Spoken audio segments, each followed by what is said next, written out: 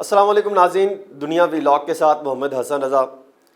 ناظرین، تحریک انصاف کے راز جو ہے وہ اب فاش ہونے لگے ہیں۔ میں سمجھتا ہوں کہ گھر کے بیدی ہی لنکا ڈھا رہے ہیں۔ سانحہ 9 مئی کی منصوبہ بندی کا ماسٹر مائنڈ کون تھا، اور ماضی میں 2018 سے لے کر 2022 تک کیا کیا ہوا، 2017 میں کیا ہوا، یہ کئی انکشافات سامنے آنے شروع ہو چکے ہیں، اور کچھ رہنما اگلے چند ہفتوں میں منظر عام پر آ کر مزید سرپرائز دینے جا رہے ہیں۔ 2 تحریک انصاف، جن کو میں سمجھتا ہوں کہ سینئر رہنما میں ان کا شمار کیا جاتا ہے، مکمل طور پہ تیار ہیں کہ وہ بیان ریکارڈ کروانا چاہتے ہیں کہ سانحہ 9 مئی تو کیا کرپشن کے انبار کیسے لگائے گئے، ٹھیکوں میں ڈیلنگ کیسے کی جاتی تھی، اور ریاست مخالف ایجنڈا کیسے سیٹ کیا جاتا تھا۔ اور پھر یہ معاملہ یہی نہیں ختم ہوتا، ایک اور خبر بھی میں آپ کو آخر میں چل کے بتاؤں گا کہ کون سی ایسی سیاسی شخصیت ہے کہ جو کہتے ہیں کہ عمر کے آخری حصے میں پہنچ چکا ہوں، مجھے معاف کر دیں، بہت غلطیاں کی، کئی جگہوں پہ وہ غلط تھے، اور وہ سب کچھ بولنے کو تیار ہو گئے ہیں، سب کچھ کہنے کو تیار ہو گئے ہیں جو حقیقت میں ہوا۔ اور ایک ان کے پاس جو ہے ایک چیئرمین پی ٹی آئی کے کیا بلکہ کئی اور شخصیات بھی ہیں، ان کے خلاف بھی ایک بھرپور طریقے سے چارج شیٹ جو ہے وہ تیار کر رکھی ہے، میری اطلاعات یہ سامنے آ رہی ہیں، اور وہ پھر کیا کہتے ہیں وہ بھی میں آپ کو آخر میں چل کے بتاتا ہوں۔ مجھے لگتا ہے کہ معاملہ اب سانحہ 9 مئی نہیں بلکہ معاملہ اب کہیں اور چل نکلا ہے، کیونکہ جو الزامات لگ رہے ہیں اگر تو یہی درست ہے تو پھر 2018 سے لے کر 2022 کا چیپٹر مختلف ایک ساتھ میں سامنے آئے گا کہ کب اور کیسے کیسے خطرناک سازشیں کی گئیں، اور پھر کس کس کو کیا کیا نقصانات پہنچائے، اور پھر پرائم منسٹر آفس کو، زمان پاک کو، بنی گالا کو، لاہور جم خانہ کو کن کن میٹنگ میں کر کے کن کن مقاصد کے لیے استعمال کیا جاتا رہا، یہ بھی چیزیں سامنے آئیں گی۔ لیکن یہ بات بہت ہی اہمیت رکھتی ہے کہ وکٹیں گرانے والی پاکستان تحریک انصاف کی اپنی وکٹیں اڑنے لگی ہیں۔ عثمان ڈار، جن کا اچانک منظر عام پر آنا، اور پھر چیئرمین تحریک انصاف پر چارج شیٹ فریم کرنا، چیئرمین پاکستان تحریک انصاف کی مشکلات میں قانونی محاذ پر مشکلات بڑھانے جا رہا ہے۔ عثمان ڈار کا مسکراتا چہرہ اور پھر فرینڈلی ماحول میں دیا گیا انٹرویو کہیں سے ایسا تاثر نہیں دے رہا تھا کہ وہ جبرن ایسا کر رہے ہیں، اور بے شمار جگہوں پہ وہ کہہ رہے تھے کہ شاید کچھ جبرن ہے۔ وہ بڑے مسکراتے چہرے سے آئے ہیں، کامران شاہد صاحب سے ملاقات کی، اسلام لیا، بیٹھے ایزی ہو کے وہ سوالات کے جوابات دے رہے تھے، کہیں سے ایسے یہ تاثر نہیں آ رہا تھا کہ ان کو کسی نے کہا ہو کہ اس طرح بولنا ہے۔ وہ جو ان کے دل میں آیا انہوں نے کھل کر باتیں کی، اور ان کے میں نے کئی جوابات دیکھے ہیں، بالکل کلیئرٹی تھی۔ اور عثمان ڈار جو ہے اب عدالت جانے کو بھی تیار ہو گئے ہیں، اور اڈیالہ جیل میں قید چیئرمین پاکستان تحریک انصاف کے گرد جو ہے وہ گھیرا مزید تنگ ہو رہا ہے، اور جو انہوں نے سازشوں کے جال بنے، انہی سازشوں میں اب وہ خود الجھ کر ایک لمبی قید کے منتظر دکھائی دے رہے ہیں۔ جبکہ دوسری جانب پاکستان تحریک انصاف سانحہ 9 مئی سے متعلق الزامات کو جہاں بے بنیاد قرار دے رہے ہیں، وہاں انہی کے دیے گئے بیانات کی روشنی میں جائزہ لیا جائے تو لگتا ہے کہ عثمان ڈار اور دیگر جو تحریک انصاف کے رہنما ان پر الزامات عائد کر رہے ہیں وہ شاید کسی نہ کسی حد تک درست تو ہیں۔ دوسری جانب میں سمجھتا ہوں کہ تحقیقاتی کمیٹیوں نے، ٹیموں نے جو اس حوالے سے تحقیقات کر کے چلان فارم جو ہے اور مکمل شواہد کی بنیاد پر جو کیسز بنائے اور پھر چلان فارم جمع کروایا، اور پھر لگ بھگ 900 افراد کے خلاف جو ہے وہ کارروائی شروع کرنے کی باقاعدہ چلان فارم میں مینشن کیا گیا، تو وہ بھی بہت ہی اہم جو ہے وہ وہاں سے تبدیلی سامنے آ رہی ہے۔ مشترکہ تحقیقاتی ٹیموں نے سابق وزیر اعظم اور پارٹی کے دیگر اہم جو رہنما تھے جتنے بھی، ان سمیت 900 سے زائد کارکنوں کو درجن بھر مقدمات میں مرکزی ملزمان قرار دے کر چلان جو ہے، یعنی جسے ہم چارج شیٹ کہتے ہیں، وہ انسداد دہشت گردی کی جو عدالت ہے اس میں جمع کروا دیا ہے۔ اب یہاں پر جو ہے یہ معاملہ رکتا نہیں ہے، بلکہ عدالت میں جو جمع کرائے گئے چالان ہے اس میں اس جو استغاثہ ہے، آپ کو پتہ ہے استغاثہ بہت امپورٹنٹ ہوتا ہے،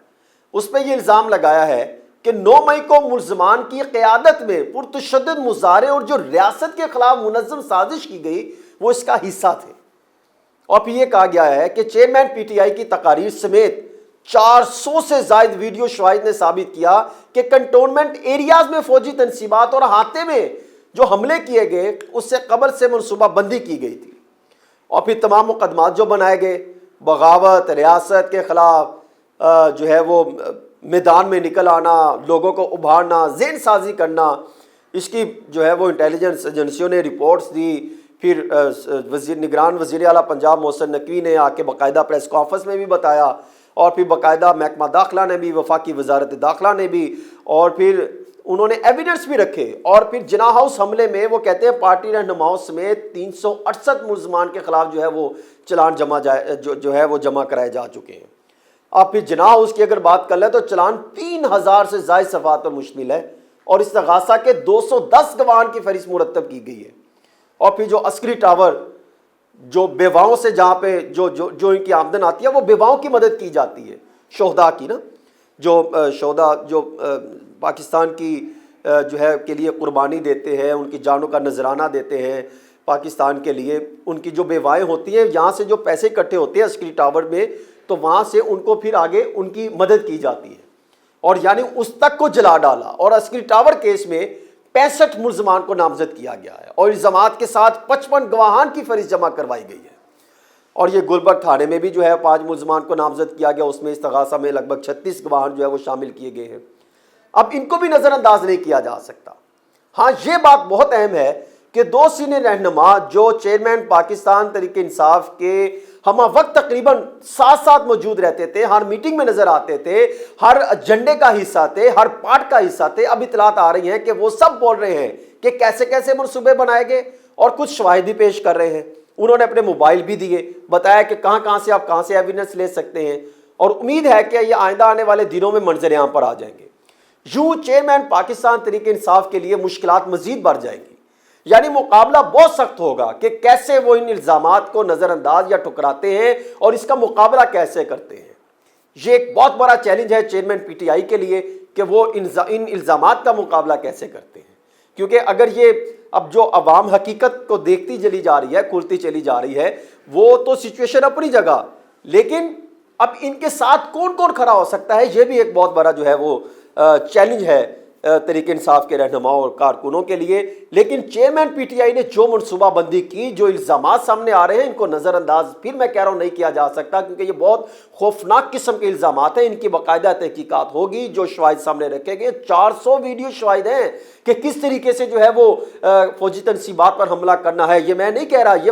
باقاعدہ استغاثہ میں جو ہے وہ الزام عائد کیا گیا ہے، اس کو آپ نظر انداز نہیں کر سکتے۔ اب آ جائیے وہ خبر جس کی میں آپ کو بات کر رہا تھا، آپ کو سمجھ جائیے وہ کون ہے۔ ایک سینئر سیاستدان ہے، میری ان سے کئی ملاقاتیں رہی ہیں، شاید 100 سے زائد ان کی ملاقاتیں ان کی ہوں، جو چیئرمین پاکستان تحریک انصاف کے ساتھ جو ہے وہ کھڑے رہے، اور وہ کئی مشکلات میں بھی ان کو میں نے دیکھا،